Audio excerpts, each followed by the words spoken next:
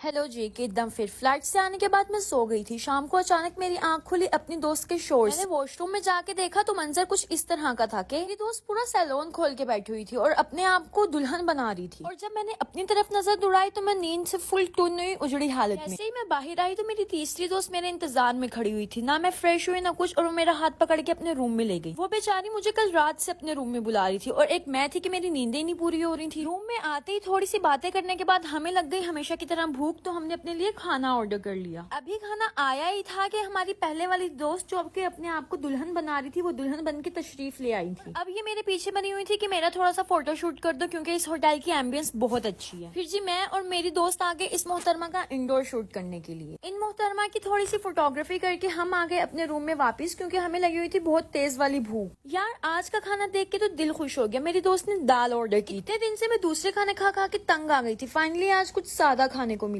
फिर जी खाना खाने के बाद हमारे दोस्त हमें नीचे खींच लाए क्योंकि उसको थोड़ी आउटडोर पिक्चर्स भी लेनी थी। और यार क्या आप लोग भी मेरी तरह हो जो दूसरों की पिक्चर्स तो बहुत अच्छी बनाते हैं लेकिन हमारी पिक्चर कोई अच्छी नहीं बनाता। इसके बाद जी मुझे नजर आए झूले लेके हो गई थी मगरिब की अजान, तो हम भागे अपने अपने कमरों की तरफ। फिर मैंने पढ़ी मगरिब की नमाज और यार उसके बाद पता नहीं कौन हमारे रूम का दरवाजा बार बार नॉक करके जा रहा था। फिर हमने गौर से देखा तो पता चला ये हमारी तीसरी दोस्त थी जो हमें तंग कर रही थी। फिर जी जो कपड़े हमने आयरन होने के लिए दिए हुए थे वो आयरन होके आ गए थे क्योंकि हमने जाना था गोलगप्पे खाने के लिए। क्योंकि आप लोगों को भी पता है कि मैं पेशावर आऊँ और गोलगप्पे ना खाऊं, ऐसा तो हो ही नहीं सकता। फिर जी यहाँ मेरी दोनों दोस्तें शर्त लगा रही थी कि देखती हूँ मैं लिफ्ट से पहले पहुंचती हूँ या तुम स्टेयर से। और यहाँ जी मैं आयतल कुर्सी पढ़ के अपने ऊपर दम कर रही हूँ। उसके बाद हम निकल पड़े अपने होटल से गोलगप्पे खाने के लिए। जैसे ही होटल से बाहर निकले तो ऐसे लग रहा था जैसे ये रिक्शे वाले अंकल हमारा ही वेट कर रहे थे। हम लोग रिक्शे में बैठे और निकल पड़े अपनी मंजिल की तरफ। लेकिन फिर मुझे याद आया कि लास्ट टाइम आप लोगों ने भी मुझे पेशावर की कई जगहों के गोलगप्पे सजेस्ट किए थे, तो मैंने कमेंट देखे कि कहाँ जाना चाहिए। अचानक मेरी नजर पड़ी तो किसी ने बोला हुआ था कि सदर में जलंधर के गोलगप्पे ट्राई करें। बस फिर हमने रिक्शे वाले अंकल को घुमाया और हम पहुंच गए सदर में। और हमेशा की तरह हम में से किसी के पास भी कैश नहीं था, तो सबसे पहले हम लोग गए एटीएम। मैंने एटीएम यूज किया तो सबको एटीएम यूज करना याद आ गया। मेरे बाद किया मेरी दूसरी दोस्त ने और फिर किया तीसरी दोस्त ने। एटीएम यूज करने के बाद रिक्शे वाले अंकल को पैसे दिए और यहाँ मेरी दोस्त इनको इंस्ट्रक्शन दे रही थी कि हम बहुत दूर से आपके स्पेशल गोलगप्पे खाने आए हैं।